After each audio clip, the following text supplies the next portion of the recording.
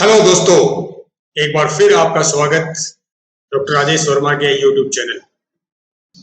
इस वीडियो में मैं आपके साथ चर्चा करूंगा मनःशास्त्र और विधि शास्त्र, जिसे अंग्रेजी में हम कहते हैं साइकोलॉजी एंड लॉ।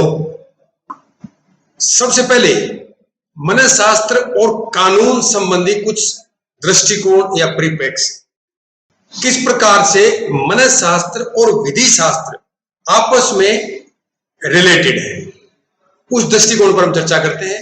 सबसे पहले ये तीन विमाएं हैं या तीन विषय हैं, या यूं कह लीजिए कि मनःशास्त्र और विधि शास्त्र तीन तरीकों से एक दूसरे से इंटरेक्ट करता है।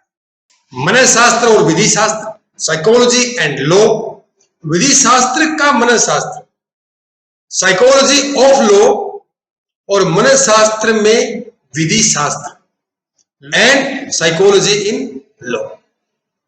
तो ब्लैकबर्न ने इन तीनों को बड़े अच्छे से डिफाइन किया है।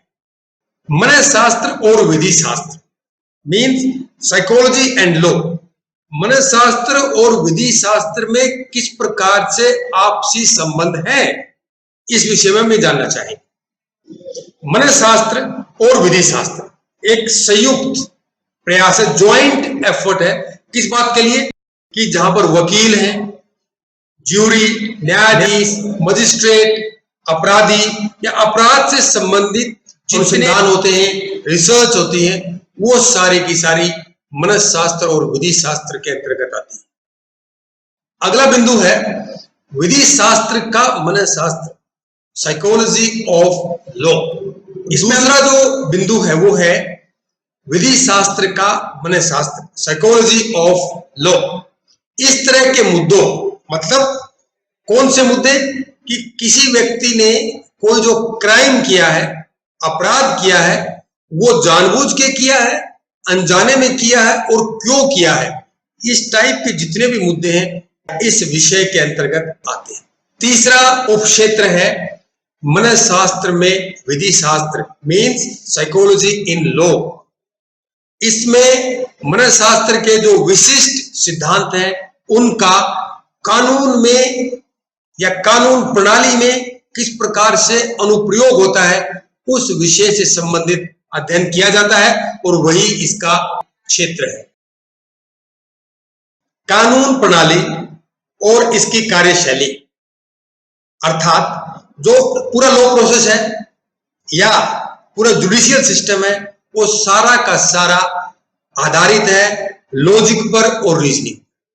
लेकिन वो लॉजिक और रीजनिंग इंसानों के द्वारा ही लगाई जाती है, और मनःशास्त्र कानून को मनोव्यवहार संबंधी संदर्भ में देखता है। इसका मतलब यह होता है कि मनःशास्त्र जब भी किसी समस्या को लेता है या किसी विषय को चुनता है या किसी अपराधी को या किसी और व्यक्ति को, जहां पर भी रिसर्च होती है, अध्ययन किया जाता है मनःशास्त्र के अंतर्गत, वो केवल केवल व्यक्ति के व्यवहार और उससे संबंधित जो ब्रेन फंक्शंस होते हैं उसी पर वो फोकस करता है। कानून के क्षेत्र में भी यही हाल है, अर्थात जो कानूनी प्रक्रियाएं हैं उसमें व्यक्ति की क्या भूमिका है, उसका क्या बिहेवियरल रोल है, यही मनःशास्त्र की देन है, और इसी विषय पर मनःशास्त्र अपना ध्यान केंद्रित करता है। इसका अर्थ यह है कि मनःशास्त्र किसी भी कानून की जो व्याख्या मानव व्यवहार के दृष्टिकोण से करता है, कि व्यक्ति का दृष्टिकोण उस कानून की तरफ कैसा है, उसका व्यवहार किस प्रकार का है। इस एंगल से मनःशास्त्र अपना अध्ययन करता है और व्याख्या करता है। इस विषय को लेकर एक नए विषय का जन्म हुआ, अर्थात मनःशास्त्र का कानून में किस प्रकार से उपयोग किया जा सकता है। और ये एक इंटरडिसिप्लिनरी क्षेत्र है। इंटरडिसिप्लिनरी का मतलब है कई सारे विषय इस चीज में इन्वॉल्व है। दो तो है ही है, लॉ और मनःशास्त्र तो है ही है, इसके साथ और दूसरे विषय भी इन्वॉल्व है, क्योंकि इसके अंदर मानव इन्वॉल्व है और ह्यूमन बीइंग का जो बिहेवियर है वो डायनामिक है, और उस गतिशीलता को देखते हुए इस विषय को इंटरडिसिप्लिनरी विषय आसानी से कहा जा सकता है। और तभी से साइकोलॉजी एंड लॉ नामक एक विषय का उदय हुआ, और जिसमें आमतौर पर मनःशास्त्र के सिद्धांतों का उपयोग कानून में किया जाता है, उसे संबंधित रिसर्च की जाती है, अध्ययन किया जाता है, और भी बहुत सारे कार्य ऐसे हैं जहां पर मनःशास्त्री कानून व्यवस्था में अपना योगदान देते हैं। और ये घटना लगभग 20वीं शताब्दी की है। 20वीं शताब्दी की शुरुआत में इस विषय का उदय हुआ, अर्थात इस विषय पर लोगों की नजर गई और अध्ययन शुरू हुआ, रिसर्च शुरू हुई, जिसके परिणाम स्वरूप मनःशास्त्रियों ने अपनी एकेडमिक जो रुचि है, इंटरेस्ट है, इस विषय में दर्शाया। जो शुरुआती मनःशास्त्री थे जिन्होंने इस विषय संबंधित क्षेत्र में अपना योगदान दिया, वो थे Sigmund Freud, Hugo Munsterberg, James Cattell, J B Watson, H E. Burt, A R. Luria और कई सारे दूसरे। इन सभी ने मनःशास्त्र और विधि शास्त्र संबंधित अपने विचार व्यक्त किए और इस बात पर जोर दिया, चूंकि विधि शास्त्र इंसान से संबंधित है और मनःशास्त्र तो इंसान के व्यवहार की ही स्टडी है, तो इसमें अनुप्रयोग होना अवश्यंभावी है। हालांकि शुरू में काफी सारा विरोध का सामना उन्हें करना पड़ा, और कोई भी कानूनविद, चाहे वो वकील हो, मजिस्ट्रेट हो, न्यायाधीश हो, कोई भी मनःशास्त्र की दखलंदाजी को वो पसंद नहीं करता था, ना ही उन्होंने उसमें उसका अनुप्रयोग होने दिया। लेकिन एक विषय आता है विधि शास्त्र में जिसको हम कहते हैं आई विटनेस टेस्टिमनी, चश्मदीद गवाह, यानी प्रत्यक्षदर्शी की गवाही। वो एक पेचीदा विषय है कि किस प्रकार से जो गवाह, जिसने किसी अपराध को होते हुए देखा है, वो कैसे उसकी व्याख्या करता है। अब वो व्यक्ति प्योरली अपनी स्मृति या मेमोरी के आधार पर उस घटना की व्याख्या करता है। अब इस पर को जांचा गया कि चश्मदीद जो गवाह है, क्या वो सच बोल रहा है, कितनी उसकी गवाही में सच्चाई है, और कौन कौन से कारक हैं उसकी गवाही को जो प्रभावित कर रहे हैं। ये विषय था कानूनविद और न्यायाधीश के समझ से बाहर। तो यहीं पर मनःशास्त्र की उपयोगिता साबित हुई और मनःशास्त्र ने योगदान दिया, और बहुत सारे फेमस केसेस में मनःशास्त्र ने आई विटनेस टेस्टिमनी को साइंटिफिक रूप से प्रूव करके कोर्ट को अक्रॉस द वर्ल्ड प्रूफ उपलब्ध कराए, और बहुत सारे केसेस को सोल्व करने में मनःशास्त्रियों ने अपनी भूमिका निभाई। जब यह सिद्ध हो गया कि मनःशास्त्र भी कानून में अपनी एक सक्रिय और सार्थक भूमिका निभा सकता है, तो उसके बाद मनःशास्त्री संबंधित अनुसंधान किए गए और उनको अनुप्रयोग किया गया कानून में, और यहीं से शुरुआत होती है मनःशास्त्र की कानून में उपयोगिता की। भारत के एक प्रोफेसर हैं सी.आर. मुकुंदन, जो आजकल रिटायर्ड है, उन्होंने मनःशास्त्र की एक ब्रांच होती है कोग्निटिव साइकोलॉजी, संज्ञानात्मक मनःशास्त्र, एक तकनीक का आविष्कार किया जिसे BEOS कहा जाता है, ब्रेन इलेक्ट्रिकल ऑसिलेशन सिग्नेचर। और इसने बहुत ही महत्वपूर्ण और सार्थक योगदान दिया है। बहुत सारे कोर्ट केसेस में, बहुत सारे इन्वेस्टिगेशंस में इस तकनीक का आज खूब उपयोग हो रहा है पूरी दुनिया में। 1968 में सबसे पहले सीबीआई की फोरेंसिक विज्ञान प्रयोगशाला में लाई डिटेक्शन डिवीजन की स्थापना की गई। उसके बाद आया 1989, कोर्ट ने सबसे पहले नार्को एनालिसिस टेस्ट का आदेश दिया। यह भी एक टेक्निक है, हालांकि मैं यहां डिस्कस करने वाला नहीं क्योंकि वीडियो काफी लंबी हो जाएगी। उसके बाद 2010 में सुप्रीम कोर्ट ने एक फैसला सुनाया कि मनःशास्त्री या मनोवैज्ञानिक झूठ का पता लगाने के लिए जो यंत्र है, चाहे लाई डिटेक्शन टेक्निक है, नार्को विश्लेषण है, बीईओ से कुछ भी है, उसका व्यक्ति पर परीक्षण कर सकते हैं, लेकिन उसका इस्तेमाल करने से पहले व्यक्ति की कंसेंट, उसकी हां लेनी होगी। अगर व्यक्ति मना कर देता है तो उसका नार्को विश्लेषण, लाई डिटेक्शन या बीओएस टेक्निक से कोई टेस्ट नहीं होगा। अगर वो हां कर देता है तो उसका टेस्ट किया जा सकता है और उस टेस्ट से निकले परिणाम भी कोर्ट में एक सबूत के तौर पर पेश किए जा सकते हैं।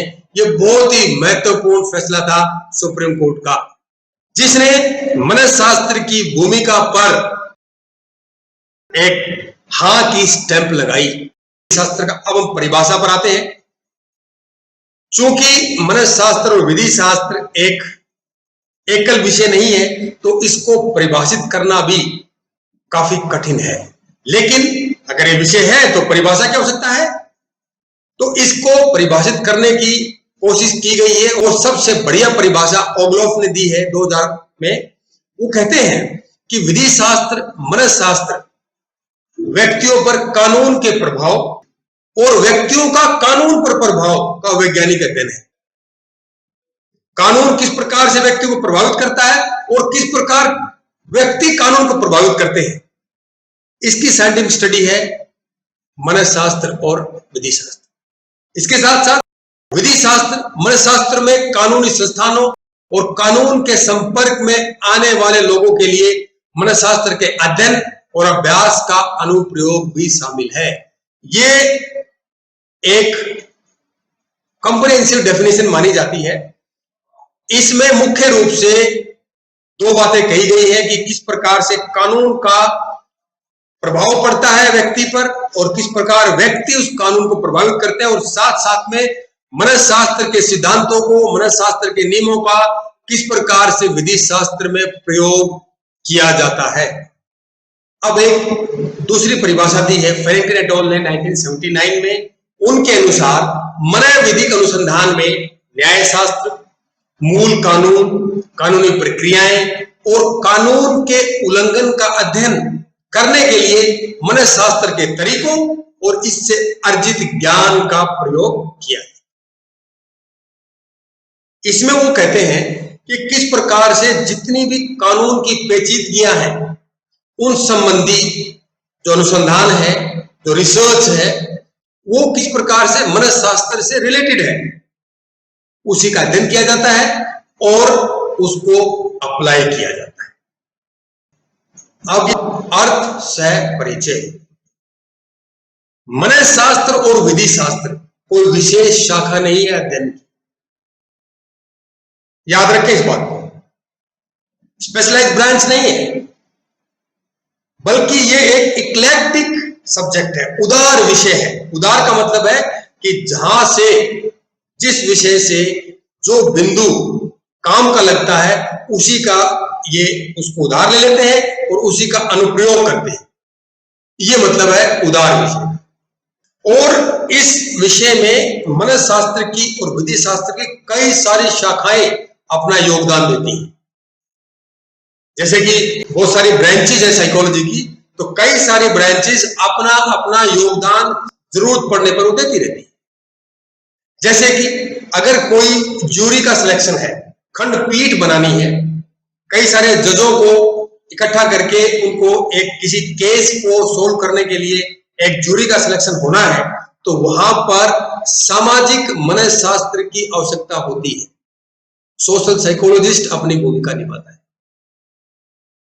याद रखें इस बात को। अब जो इन्वेस्टिगेटिंग एजेंसीज होती हैं, वो एक इंटरव्यू करती है, जिसको बोलते हैं खोजी साक्षात्कार, इन्वेस्टिगेटिव इंटरव्यू। इसमें एक मॉडल का इस्तेमाल हो रहा है बहुत ही व्यापक रूप से, उसको बोलते हैं पीस मॉडल, शांति मॉडल, और वो बहुत ही सक्सेसफुल है। जो अपराधी है उनसे सूचनाओं को और करेक्ट इंफॉर्मेशन को एक्सट्रैक्ट करने के लिए एक पीस मॉडल बहुत ही शानदार तकनीक साबित हुई है। और याद रखें, ये तकनीक भी मनःशास्त्र की ही देन है। मनःशास्त्र की जो भूमिका है बहुत ही सार्थक है और उपयोगी है विधि शास्त्र। हम किस आधार पर यह बात कह सकते हैं कि इसकी बहुत ही सार्थक भूमिका है, बहुत ही सार्थक योगदान है? वो कुछ आधार ये दिए गए हैं। मनःशास्त्र की विभिन्न शाखाएं, जैसा मैंने आपको बताया, वो योगदान देती है विधि शास्त्र। जैसे संज्ञानात्मक मनःशास्त्र, कोग्निटिव साइकोलॉजी चश्मदीद गवाह आई विटनेस टेस्टिमनी में अपना महत्वपूर्ण योगदान देती है।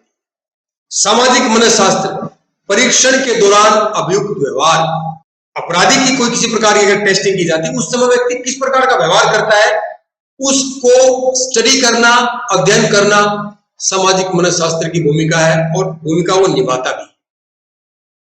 नैदानिक क्लिनिकल साइकोलॉजी, मुकदमे का सामना करने में व्यक्ति समर्थ है या नहीं, जो अपराधी है क्या वो मानसिक रूप से इतना सक्षम है कि उस मुकदमे का सामना कर सके, क्या वो मानसिक रूप से विकसित है? इन सब प्रश्नों का जवाब नैदानिक मनःशास्त्र के पास है। विकासात्मक मनःशास्त्र, डेवलपमेंटल साइकोलॉजी, उसकी जरूरत पड़ती है कब? जब किसी बच्चे से कोई गवाही लेनी हो। अगर किसी क्राइम का कोई बच्चा चश्मदीद गवाह है और उससे गवाही लेनी है तो उसकी गवाही कितनी सार्थक है, कितनी सही है, कितना उस पर भरोसा किया जा सकता है, इन सब बातों पर गौर करना, अध्ययन करना और कोर्ट को एडवाइस करना डेवलपमेंटल साइकोलॉजिस्ट की जिम्मेदारी होती है। औद्योगिक और संगठनात्मक मनःशास्त्र, किस प्रकार कार्यस्थल पर, वर्क प्लेस पर हरासमेंट की, परेशानी की घटनाएं घटती हैं, उन सब को एक्सप्लेन करना, रिसर्च करना, उस पर अध्ययन करना ऑर्गेनाइजेशनल एंड इंडस्ट्रियल साइकोलॉजी की जिम्मेदारी होती है। फिर साइबर साइकोलॉजी, ये एक उभरता हुआ नया फील्ड है। किस प्रकार से साइबर क्राइम्स होते हैं, तो जो साइबर क्रिमिनल्स हैं उनका क्या प्रोफाइल है, वो क्यों ऐसा करते हैं, वो किस प्रकार ऐसा करते हैं, कौन सी उनकी मानवीय पहलू है जो उन्हें ऐसा करने में उकसाते हैं। इन सब बिंदुओं की जांच करना साइबर साइकोलॉजी की जिम्मेदारी होती है। अब फिर है आपराधिक मनःशास्त्र, क्रिमिनल साइकोलॉजी, यानी कि जो अपराधी है उसका इरादा क्या था, क्या उसने इरादतन अपराध किया है या गैर इरादतन अपराध किया है, अपराध जो किया है उसकी प्रक्रिया क्या रही, क्या किसी दूसरे ने इसको सुझाव दिया या इसका खुद का ही इरादा था अपराध करने का। इन सब विषयों का अध्ययन करना क्रिमिनल साइकोलॉजी की जिम्मेदारी होती है। और एक बहुत ही व्यापक और सबसे ज्यादा इस्तेमाल होने वाली जो शाखा है मनःशास्त्र की, वो फोरेंसिक साइकोलॉजी, जिसमें फोरेंसिक साइकोलॉजिस्ट नार्को विश्लेषण करते हैं, लाई डिटेक्शन टेस्ट करते हैं या दूसरे प्रकार के और टेस्ट करते हैं, और वे ये जानना चाहते हैं कि क्या व्यक्ति जिसने अपराध किया है वो कितना सच बोल रहा है, क्या उसके कन्फेशन में सच्चाई है। यानी कि ये सारी मनःशास्त्र की शाखाएं हैं जो विधि शास्त्र और मनःशास्त्र में अपना योगदान देती है। अब प्रश्न ये उठता है, कानून या विधि शास्त्र को मनःशास्त्र की आवश्यकता क्यों है?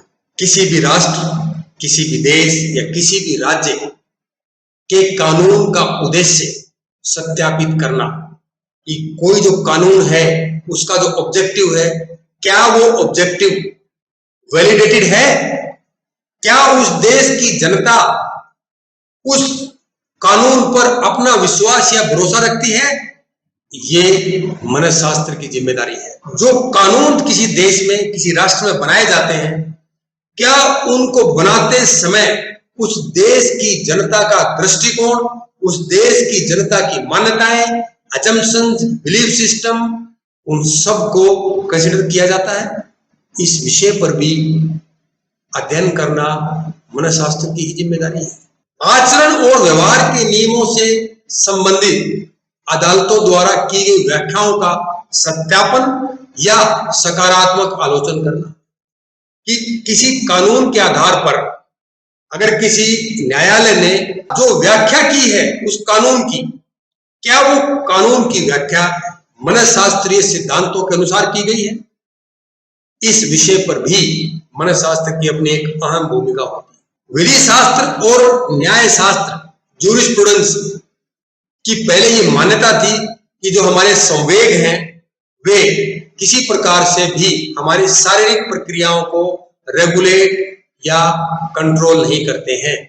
मनशास्त्र इस बात का पूर्ण रूप से खंडन करता है और साइंटिफिक प्रूफ भी उपलब्ध है कि हमारे संवेग हमारी शारीरिक प्रक्रियाओं को सार्थक रूप से हर क्षण प्रभावित करते रहते हैं। और मनशास्त्र और सबूत के बीच कोई रिलेशन है, कोई संबंध है? अगर है और वो है भी तो उसका अध्ययन करना, ये अध्ययन कौन करता है? मनशास्त्री। इन फिर झूठ का पता लगा। याद रखिए 2008 में घटी घटना, अदिति शर्मा एक एमबीए की छात्रा जिसके ऊपर अपने प्रेमी की हत्या का आरोप लगा। अदिति शर्मा का ईजी किया गया और उससे निकले परिणामों के आधार पर अदिति शर्मा को जेल भेजा गया। आप समझ सकते हैं कि मनशास्त्र की भूमिका कितनी गहरी है।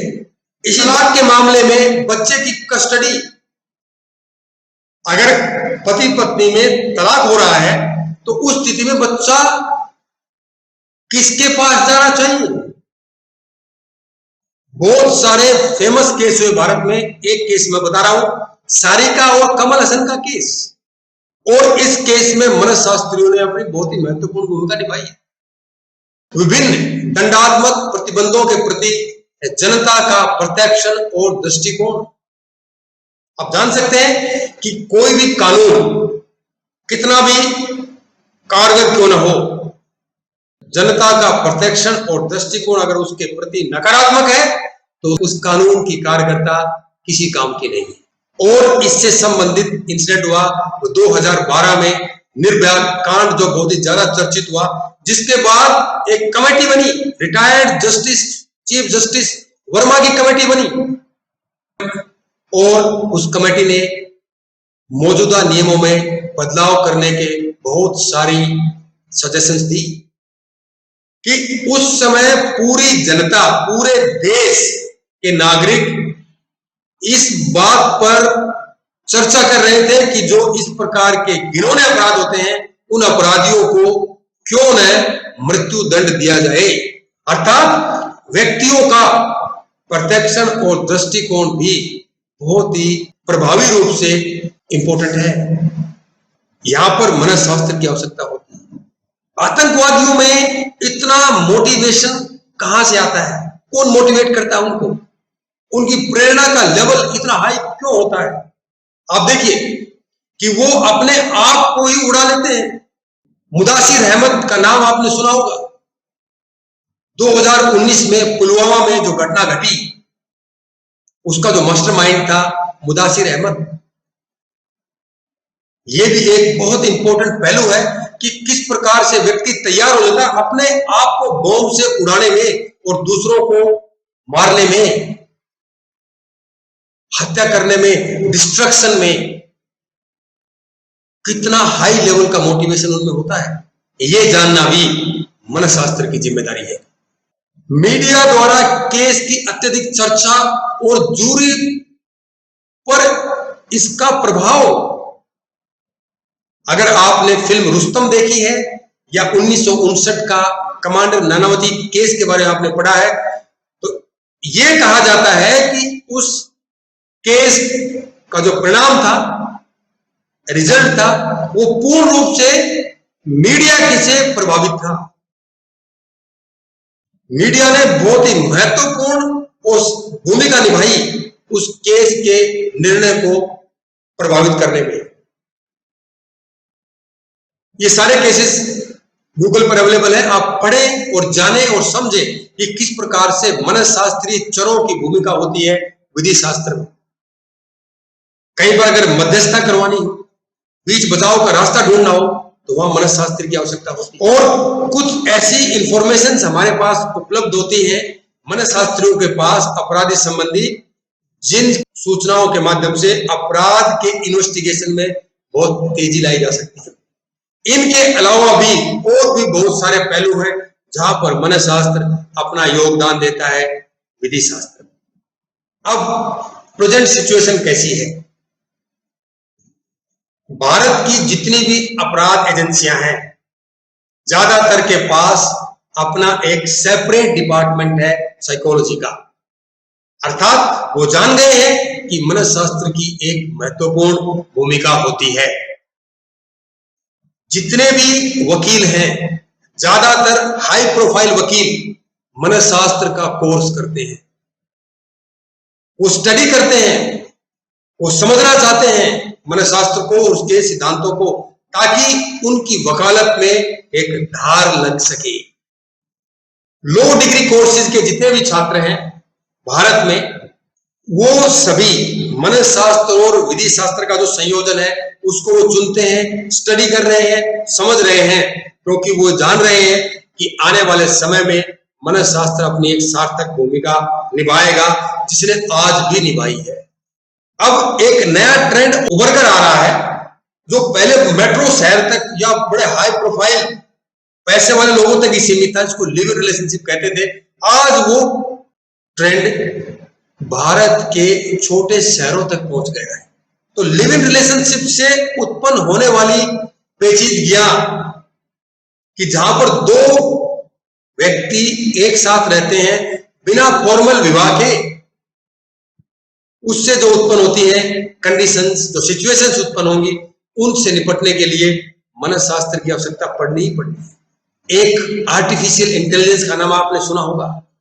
वो कृत्रिम बुद्धि आज हमारे जीवन के हर पहलू को प्रभावित कर रही है और कंट्रोल भी कर रही है। किस प्रकार से आर्टिफिशियल इंटेलिजेंस मानव के व्यवहार को प्रभावित करेगी और वो मानव व्यवहार किस प्रकार से कानून के प्रति अपना दृष्टिकोण रखेगा, अपना प्रोटेक्शन रखेगा, कैसे उस कानून को मानना चाहेगा या नहीं मानना चाहेगा, इन सभी मुद्दों पर मनःशास्त्र की भूमिका अवश्यंभावी है और होगी ही। अब भारत में छात्रों के लिए मनःशास्त्र और विधि शास्त्र का अध्ययन करने के लिए कुछ अवसरों की मैं बात करता हूं। भारत के जो प्रमुख संस्थान हैं, खास करके डिग्री कॉलेजेस, यूनिवर्सिटीज, वो अपने अपने यहाँ पर डिफरेंट टाइप के कोर्सेज ऑफर कर रहे हैं। जैसे राष्ट्रीय फोरेंसिक विज्ञान विश्वविद्यालय, जो कि गुजरात में स्थित है, वो फोरेंसिक साइकोलॉजी में एमएससी की डिग्री देता है। रक्षा शक्ति विश्वविद्यालय, वो भी गुजरात में है, वो भी फोरेंसिक साइकोलॉजी और क्रिमिनल साइकोलॉजी की डिग्री देता है। Lok Nayak Jayaprakash Narayan national institute of criminology and forensic विज्ञान में भी अगर विद्यार्थी पढ़ना चाहे तो वहां पर मनःशास्त्र संबंधी अध्ययन कर सकता है। NLSUI national law school university of India Bangalore ने अपने 5 वर्षीय LLB पाठ्यक्रम में मनःशास्त्र की पढ़ाई को आवश्यक रूप से इंक्लूड किया हुआ है। यानी कि छात्रों को मनःशास्त्र पढ़ना ही है जो 5 वर्ष का लॉ कोर्स कर रहे हैं NLSUI बेंगलोर से। और पुणे विश्वविद्यालय आपराधिक और फोरेंसिक मनःशास्त्र में पीजी डिप्लोमा प्रदान करता है। इसके सिवा भी कई सारे इंस्टीट्यूट्स हैं जो कि कानून की पढ़ाई के साथ साथ मनःशास्त्र की पढ़ाई भी करवा रहे हैं, क्योंकि वो जानते हैं कि मनःशास्त्र की भूमिका कानून में एक अहम स्थान रखती है। दोस्तों, आज इतना ही। ये मेरे संदर्भ हैं, इनको आप क्रॉस चेक करें, इनको पढ़ें और मनःशास्त्र और विधि शास्त्र को बहुत ही गहराई से समझें। और दोस्तों, अगली हमारी चर्चा होगी प्रत्यक्षदर्शी या चश्मदीद गवाह अर्थात आई विटनेस टेस्टिमनी। दोस्तों, वीडियो का कंटेंट और प्रेजेंटेशन स्टाइल कैसा लगा? अच्छा लगता है औरों को बताएं। इसमें कुछ कमी लगती है तो आप मुझे बता सकते हैं एक कमेंट लिखकर, या आप मुझे ईमेल कर सकते हैं। मेरा ईमेल आईडी है vermasujit@yahoo.com। धन्यवाद दोस्तों वीडियो को देखने के लिए।